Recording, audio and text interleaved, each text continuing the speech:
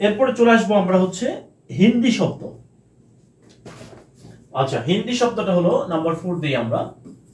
এই হিন্দি শব্দ কোনগুলো জাস্ট খেয়াল করেন প্রিয় ভাইরা।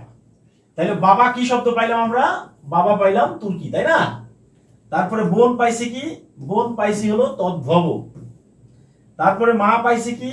মা পাইছি তদ্ভব। ঠিক আছে, তদ্ভব শব্দ। তাহলে এরপরে দেখেন খালা আর হচ্ছে খালু। এই খালা খালু হচ্ছে আরবি শব্দ, আরবি শব্দ। ক্লিয়ার? এই জিনিসগুলো দেখেন। তাহলে দাদা কি শব্দ? দাদাটা যদি আমরা আচ্ছা, এখন হচ্ছে এই শব্দগুলো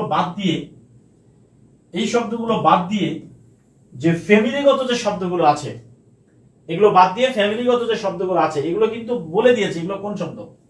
তাহলে বাকি পারিবারিক শব্দ,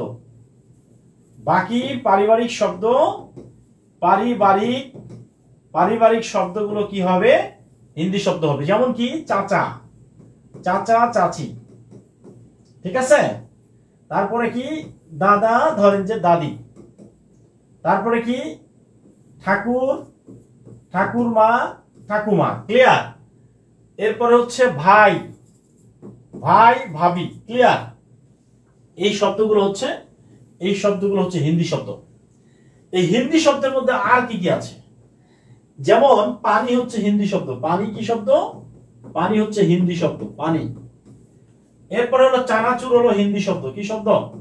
চানাচুর। চানাচুর কি শব্দ? হিন্দি শব্দ। তাহলে এই চানাচুর, পানি, এরপরে চাচা চাচি, দাদা দাদি, ঠাকুমা।